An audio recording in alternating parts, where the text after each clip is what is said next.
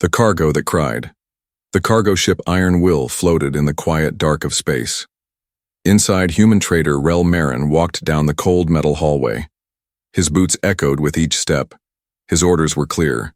Pick up a sealed crate from Outpost 9 and deliver it to Sector Vorn, no questions asked. The payment was high. Too high. That alone made Rel feel strange. When he reached the cargo bay, the crate was already waiting. Large, locked, no labels, no weight markings. Just a red stamp that read, Bio do not open. Rel stared at the crate. Something felt off. Then he heard it. A soft whimper. A cry. He froze. Was that a child? He stepped closer. The cry came again, muffled through the steel. A second, sound followed, coughing, weak, ragged. He activated his comlink. Control, this is Rel. There's movement in the crate. Sounds like life. Stay out of it, a voice snapped. You're paid to deliver, not inspect. Rel hesitated. I think there are children in there. Then be quick. Biocargo is sensitive. If you open it, you void your contract. The line cut off. Rel stood in silence. Then the crate shook. He pulled out his tool and slowly unlocked the side panel, heart pounding. The door hissed as it opened slightly. Cold air rushed out. Inside was a sight he would never forget. A young alien mother sat curled in the corner, thin, pale. Her arms were wrapped around two small children. One of the kids, no older than 5, had tears running down his face. The mother didn't even react. Her eyes were open, but they looked empty. Rel's voice broke. Hey, what happened to you? The child looked at him scared, but curious.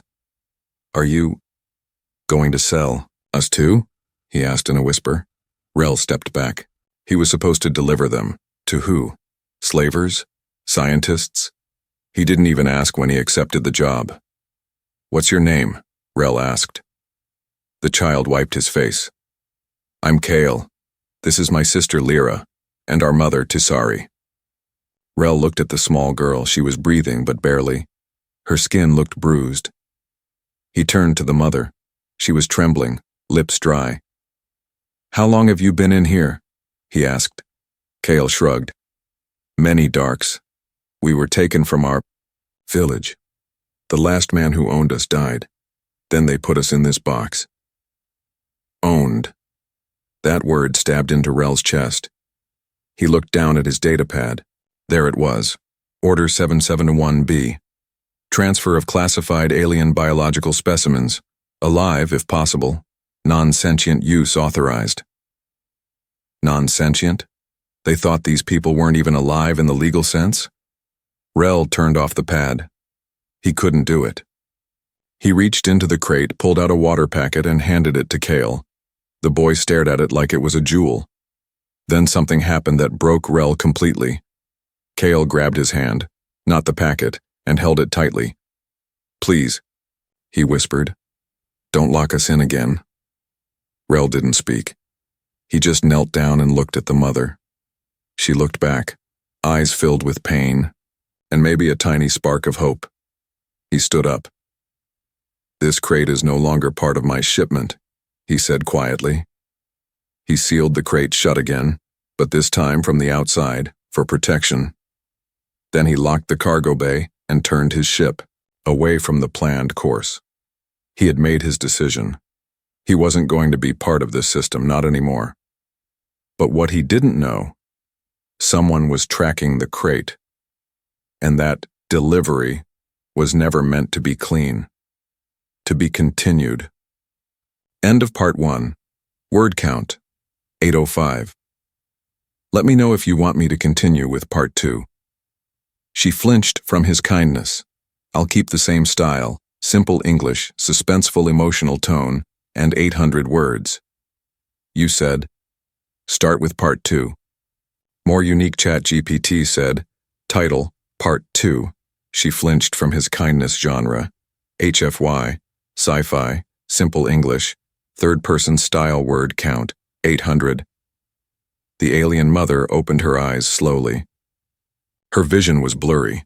The air was warmer than before. Soft lights glowed overhead. She wasn't in the crate anymore. She panicked, her body tensed, arms instinctively searching for her children. They were gone. She tried to scream, but her throat was too dry. A sharp pain ran through her chest as she sat up. Footsteps. She froze.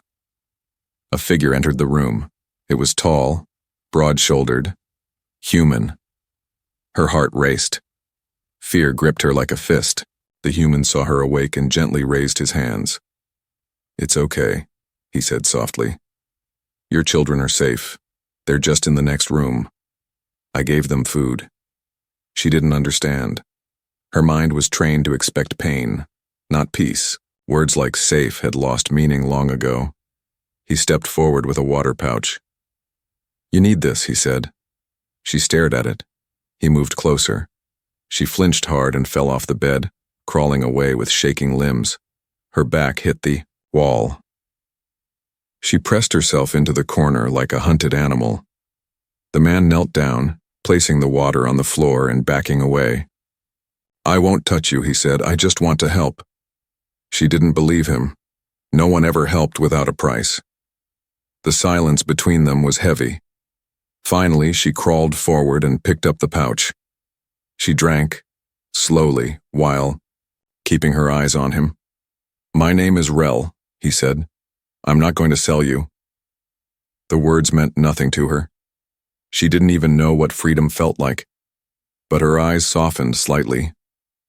Rel continued, "Your son said your name is Tisari."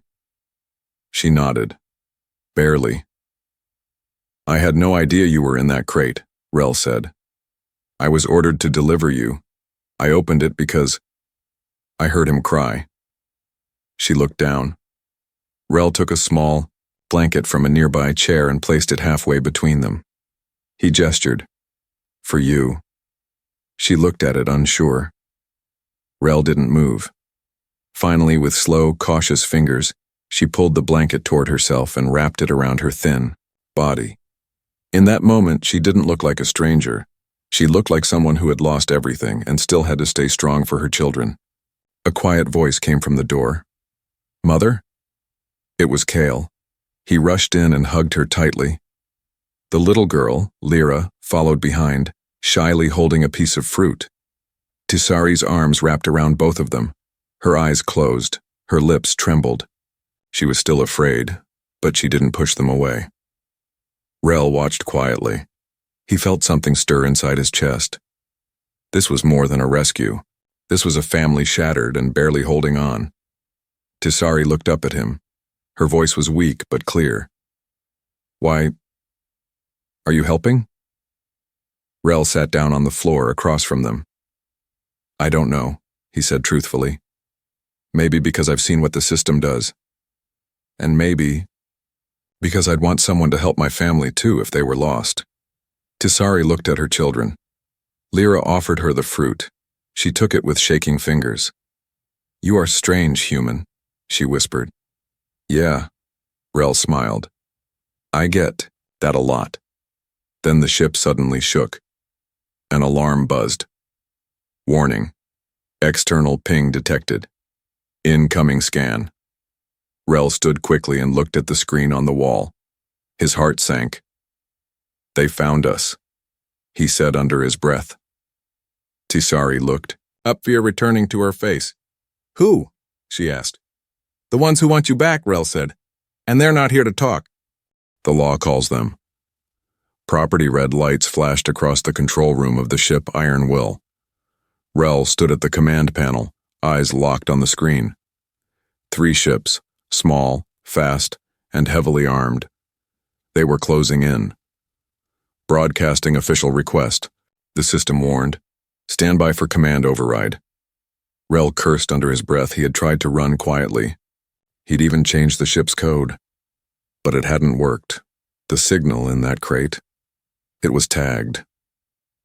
He turned to the small family sitting behind him, Tisari and her 2 children.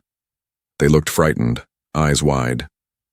Lyra clutched her brother's hand. "Listen," Rel said firmly, kneeling. I need you to go back to the medical bay and stay quiet. Don't open the door, no matter what. Tisari didn't move. Kale whispered, Are they going to take us again? No, Rel said. Not while I'm alive. The door to the bridge sealed behind them as they left. Rel turned back to the screen. A message blinked. By order of the Galactic Code, you are transporting unauthorized biological property. Release cargo or face criminal charges. Property. They didn't even call them people. Rel stared at the word. He felt a fire rise inside him. He opened the comm channel. This is Captain Rel Marin of Iron Will.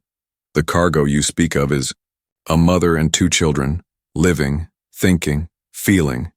You want them back? You'll have to come get them. There was silence, then laughter. A cold, robotic voice responded. You're breaking the law, Captain. That species is unregistered. Not recognized. They are classified as non-citizens, tools for study and reproduction. Rel's fist tightened. Then the law is wrong. The bounty ships moved closer. One began charging a weapon.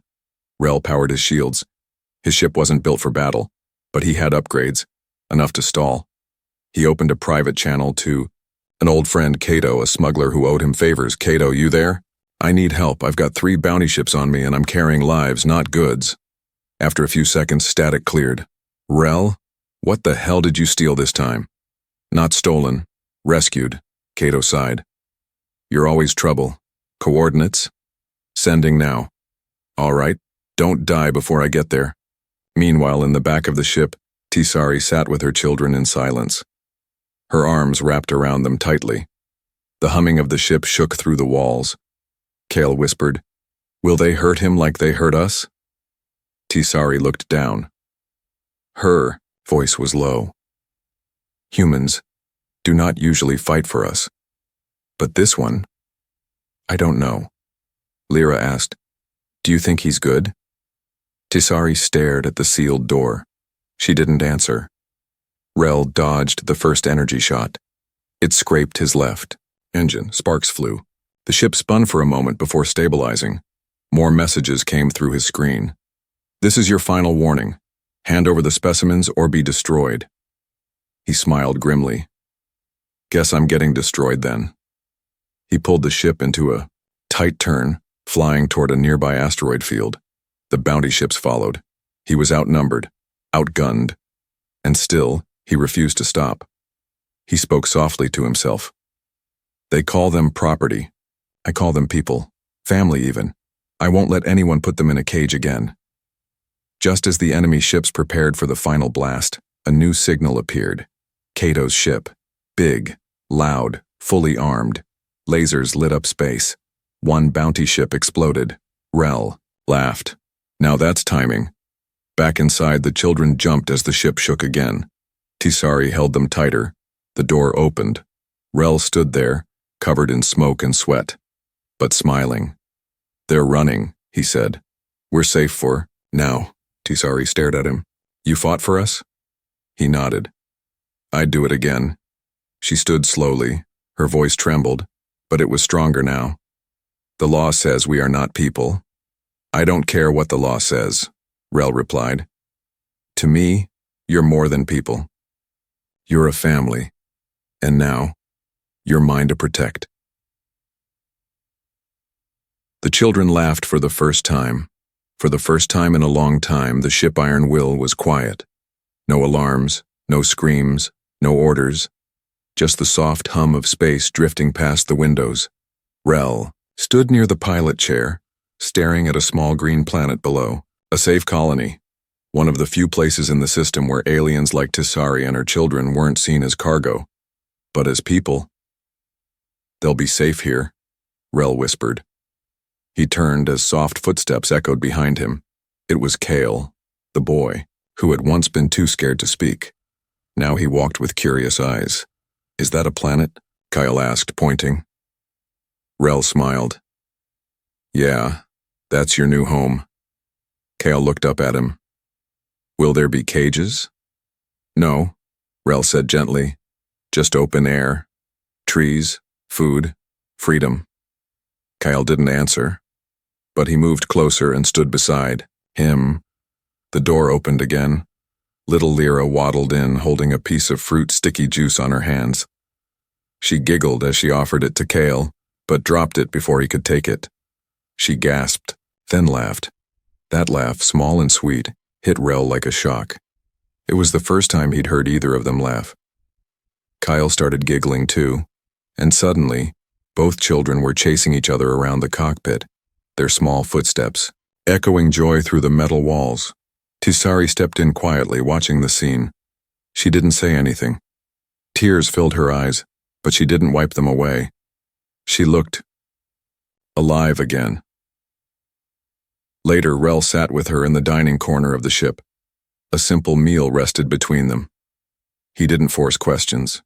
He just waited. Finally, Tisari spoke. "My people used to have songs," she said. Lyra never heard one. She was born in a camp. Rel looked up. "You had music?"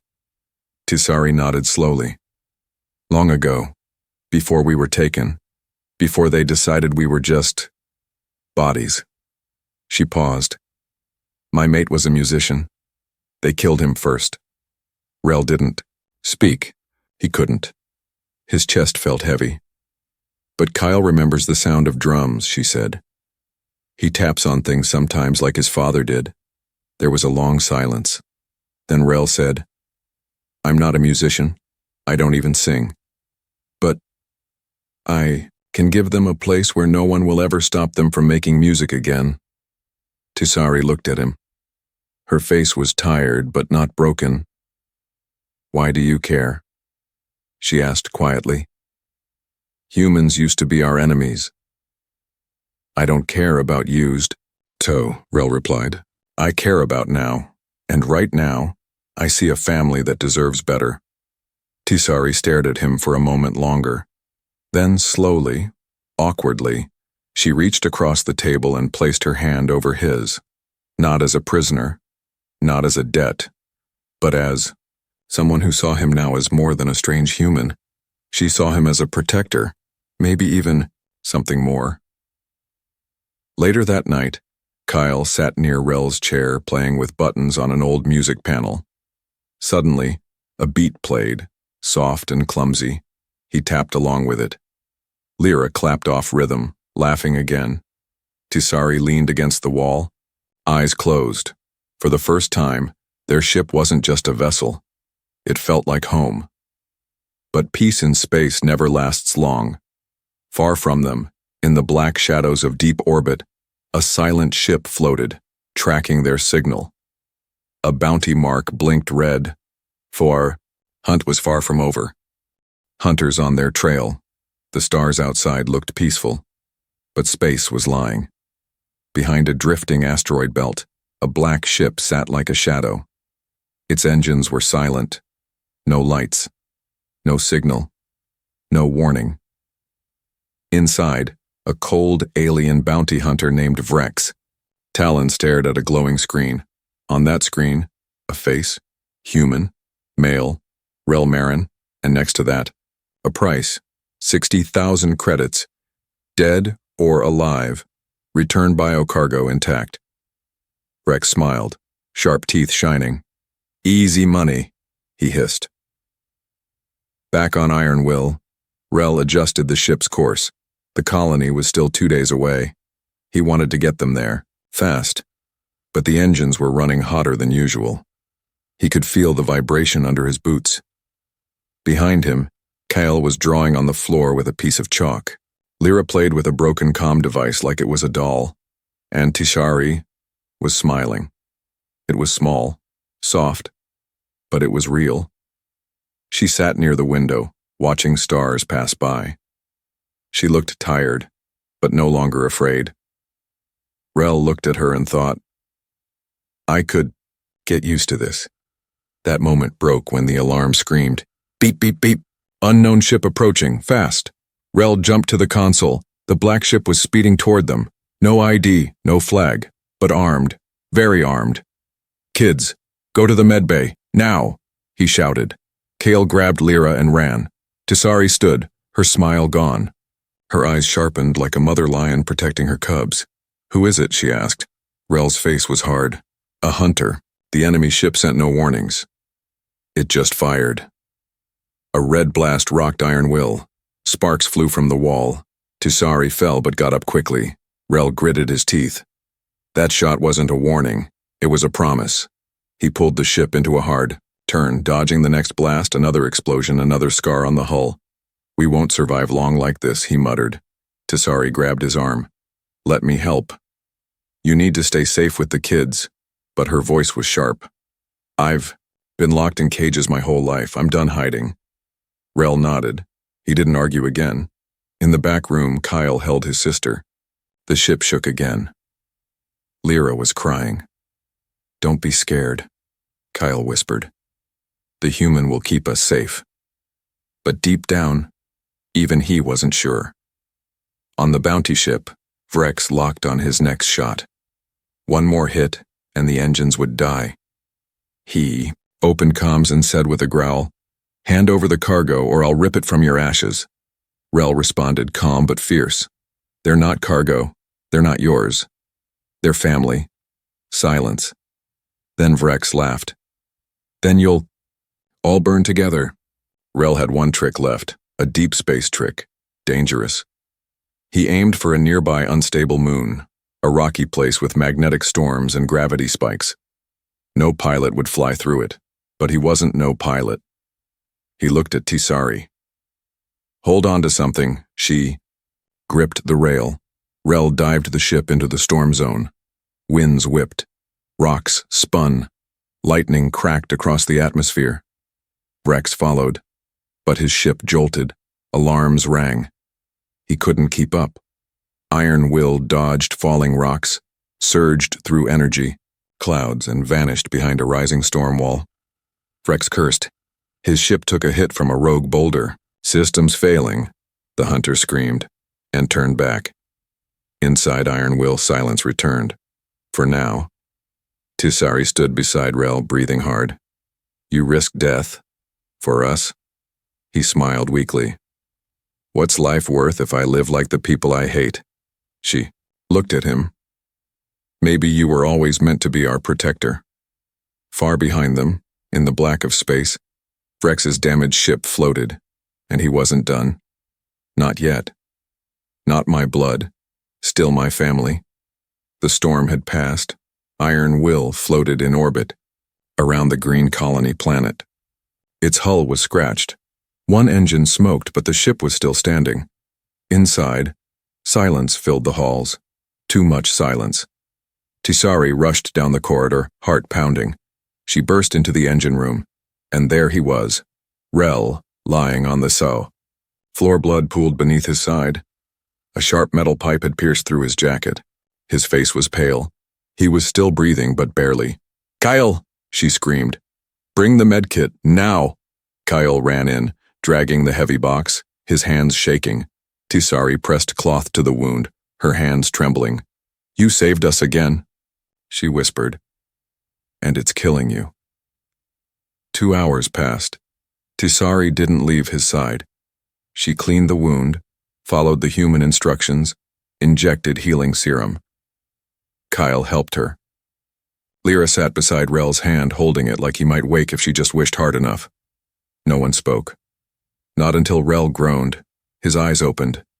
Slowly. Barely. "You're still here?" he rasped. Tisari laughed softly, tears falling. "I told you, I'm done running." Rel tried to smile but winced. "You could have left," he said. "Taken the escape pod. Saved your kids." Tisari leaned closer, eyes locked on his. "You saved us. Again and again. You gave us food, safety, a voice. You fought a hunter. You gave my children a laugh. You gave me a reason to breathe." She paused. "You are not their father by blood," she said softly, "but you are their father by choice." Rel blinked slowly. "That sounds heavy." Kyle nodded. "We won't let you die." Lyra crawled up beside him and hugged his arm. "You're ours now," she said, her voice small but strong. Rel rested for 2 days. The children stayed by his side. Kyle told him stories of their village. Lyra drew pictures on the wall of the med bay, one of them all together, smiling, holding hands. Tisari made food. Badly. It was burnt and strange smelling, but Rel ate it anyway, because she made it for him, and he hadn't felt that kind of care in years. On the 3rd day, Rel stood at the ship window, leaning on a crutch. The green colony sparkled below. Their landing was scheduled in a few hours. Tisari stood beside him. "You could leave us here," she said softly. "Start fresh somewhere else. You've done more than anyone ever has." Rel turned his head. "I could," he said. She nodded. "But," he smiled, "I don't want to." She looked at him in surprise. "I've flown across stars, sold things I didn't care about. I thought being alone made me strong.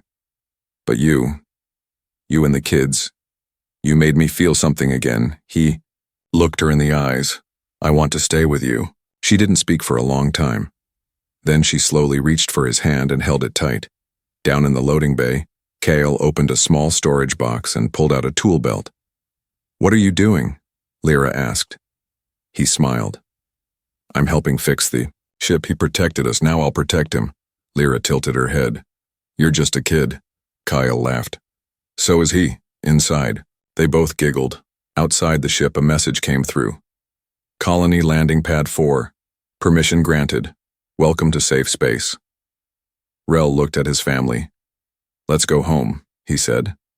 But far beyond the system, Rex Talon still watched. His ship was rebuilt. His anger had grown, and he now had help. The next time he came for them, he wouldn't be alone.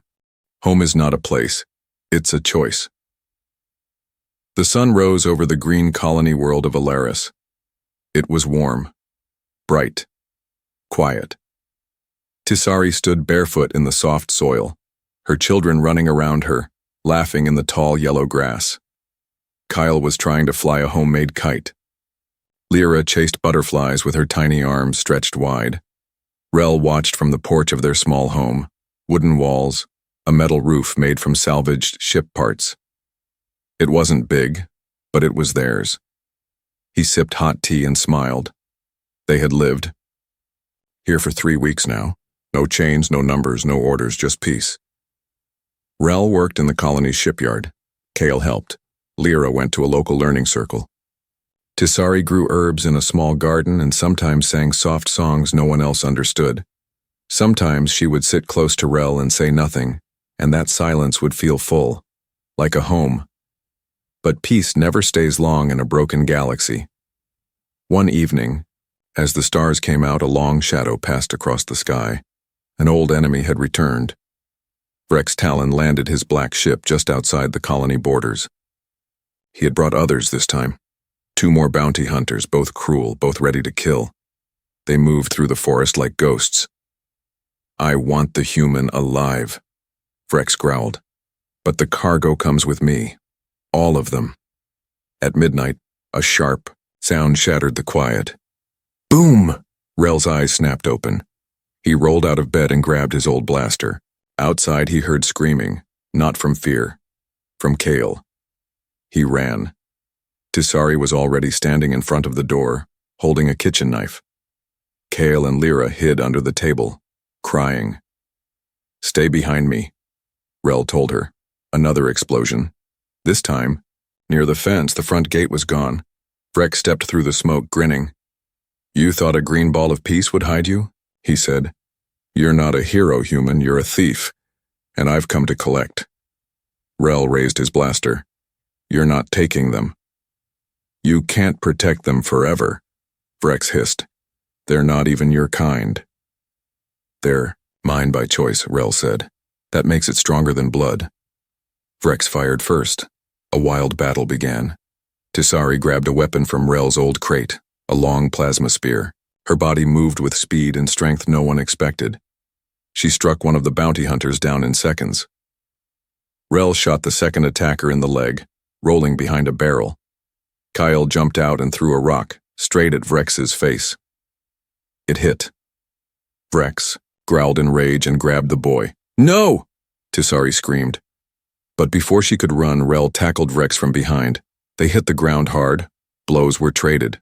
Blood spilled. Vrex was stronger. But Rel had something else. Purpose. He fought like a father. He fought like a man who had nothing left to lose. And in one final move, Rel grabbed a shard of metal from the ground and drove it deep into Vrex's side. The bounty hunter gasped. Then fell. Silence. The smoke cleared. The children ran to their mother. Tisari dropped her weapon and knelt beside Rel, who was breathing hard, covered in dirt and pain. Still here, he coughed. You fool, she whispered, pressing her forehead to his. He smiled.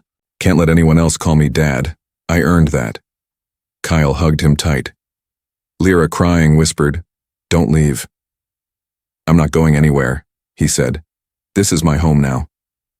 Later, after the medics arrived and the threat was gone, the colony gathered around the family. A council leader spoke. We don't choose what blood we're born with, but we choose who we fight for. And tonight, you showed us what family means. That night, as stars filled the sky, Rel stood outside their home again. Tisari joined him, her hand slipping into his. Behind them, Kale and Lyra were asleep, safe, in warm beds. Tisari whispered, You gave us a home. Rel looked at her, then at the stars.